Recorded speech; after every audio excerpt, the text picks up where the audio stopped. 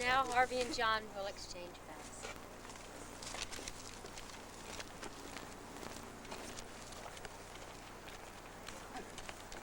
You do that. How can you do that, Robert? The chair.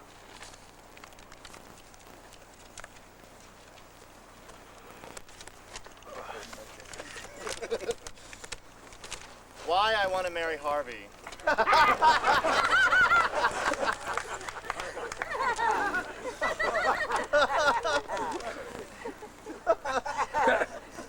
I love Harvey. I knew that love this pure existed, and I was confident that I would find it someday, but I did not know that it would be this soon in my life. I thought that it would not be until I was in my 40s or 50s. I was always fairly vocal that I was perfectly content as a single man, and this was absolutely true. Many of my friends heard me say that I would welcome a partner into my life if the right person came along, but he would have to be one damn special person. I had no problem being alone, so it wasn't going to be just anyone. Harvey and I have known each other for close to 2 years now. We were attracted to each other from the beginning, but it just didn't turn into anything that first time around. We essentially became friends, and we would occasionally see movies or have meals together. But after a few months, we sort of drifted apart and eventually lost contact with each other to some degree. You might be inclined to think that it was despite all of that we eventually grew so close, but to me, it was an integral part of the process. You see, I was essentially afraid of people who were attracted to me, and I tended to push them away. I was always afraid of becoming a prisoner. I felt too many men that I had relationships with wanted to own and shape me into their idea of who and what I should be. Even though I was attracted to Harvey in the beginning, it was the part of the equation that he was attracted to me as well that sort of made me push him away. Or at least I kept him at enough of a distance that I felt safe. After we became reacquainted, that attraction returned. I started to automatically keep Harvey at a distance, as was my habit to do so. But I also started to realize that Harvey always allowed me to be who I was. If I didn't feel safe being close to him, he would never try to force me to be closer. He always allowed me to be free. It was a freedom of such purity and of a magnitude that I had never experienced with anyone before. Harvey has told me that his biggest fear is that I will leave him, but that he would let me go if that was my desire. Believe me, such freedom as that only makes my desire to stay even stronger. Still, it took a while getting used to this freedom. It even extended into the extremely important area of sex. I won't go into details to the relief of some and the dismay of others. But I do want to talk a little bit about it. There is a purity and beauty of making love with Harvey that I always thought was possible. But was beginning to believe I would never find. There are no preconceived notions of what should or should not happen. There is no drama of how often or how little it occurs. There used to be a certain feeling of lasciviousness that I usually associated with someone who was attracted to me, no matter how much I enjoyed it otherwise, but it's simply not present with Harvey. I never feel ogled. I never feel objectified. Touching Harvey is not only fun, it's healing. Harvey and I feel that we have been lovers before in a past life, and that we have finally found each other again. We also believe that we will meet again and become lovers again in a lifetime yet to come. I've told Harvey that if this relationship were ever not to work out for any reason whatsoever, that the one thing he would never ever have to worry about was that the reason would be that I would leave him for another person. I simply can't imagine being more compatible with anyone else. There is no one I've ever felt so nurtured by, so completely and wholly loved by, so understood, so accepted, who complimented me so beautifully, and whom I complimented so equally beautifully. I've never been in a relationship where I felt we were so balanced that we truly felt like equals, where there was not a power struggle, or where one party was just a little more interested than the other. I've never known love so perfect. Believe me, there's no one who is going to be more suited for me than Harvey. I've never been more sure of anything in my life. For these and other reasons, I would like to spend and share the rest of my life with Harvey. I want to support him in any way I can, help him grow in any way that I can, learn from him everything he can teach me, and make him the central and integral foundation and grounding of my life. I offer to Harvey all of myself. Harvey, I love you completely.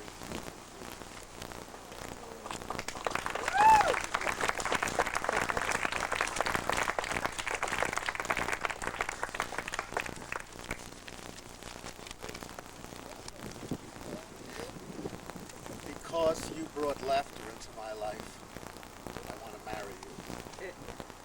Because you were brutally honest with me and opened me up to the infinite possibilities of living with the truth, I want to marry you. Because you were the person to whom I felt impelled to say, let's get married. And because I was as surprised to hear it come out of my mouth as you were to hear it, I want to marry you. Because you eat the food I make with such unarmed pleasure, I want to marry you. Because you take the comedy so seriously, I want to marry you. Because you know the really serious things are part of a cosmic joke, I want to marry you. Because you let me sing to you, I want to marry you. Because you know so many of the same songs and sing them with me, I want to marry you. Because you sing your own songs to me, I want to marry you. Because for now the love songs make sense and the blues songs are harder to sing, I want to marry you. Because when you look at me, you show me the sum of you, your great capacity to love, that bottomless well of sorrow, the raucous sense of play, I want to marry you. Because your body comes at me with all the grace of nature, I want to marry you.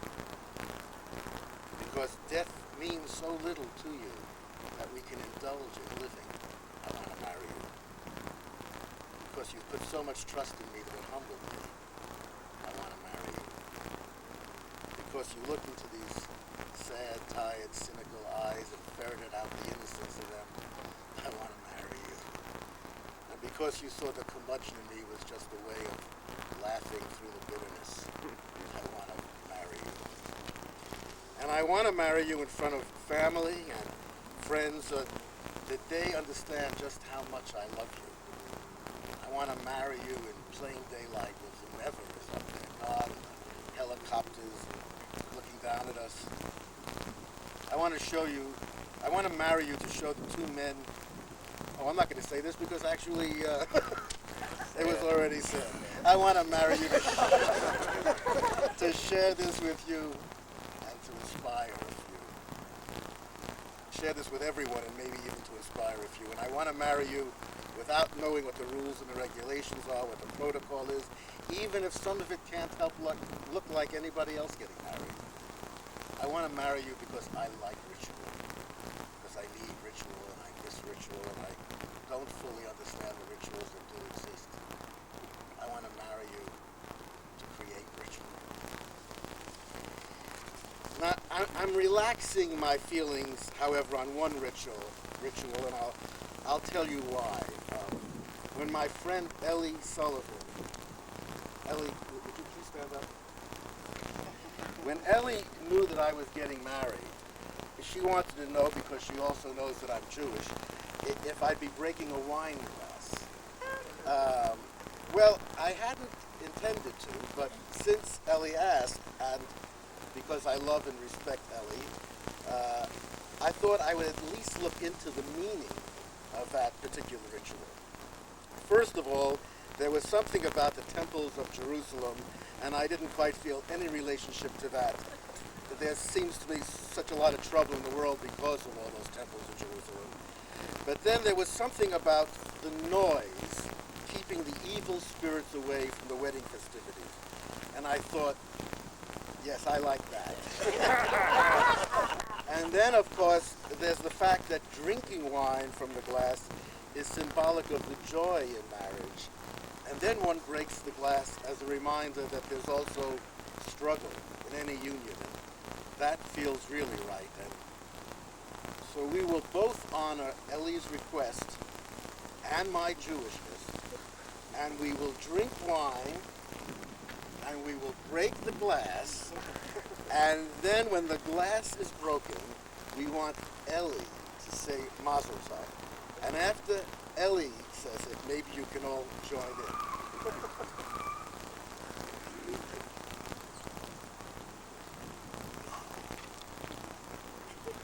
Oh, I'm thirsty.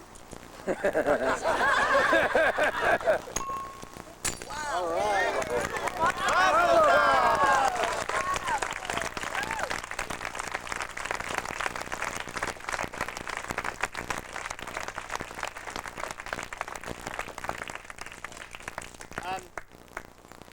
Because we decided to make this a non-conventional wedding, we weren't sure about whether to have a ring ceremony or not, because neither one of us wants to wear a ring for the rest of our life, and we were going to scrap that whole part of the traditional part of marriages. But we did like the symbolism of the ring in that it has no beginning and no end, and it's perfect in its roundness, and that's the nature of love. And so up until yesterday we were sort of torn between it, and then we decided that we would do it. So we got some rings, but if we don't wear them beyond today, don't take that as don't take that as anything.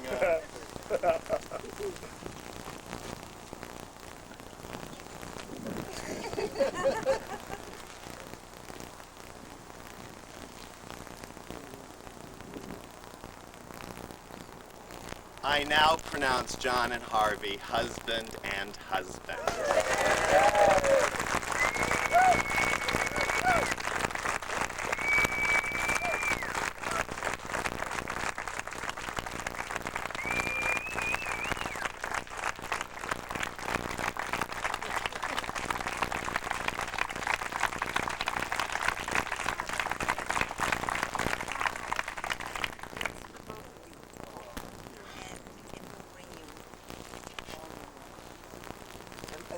That reminds me, John.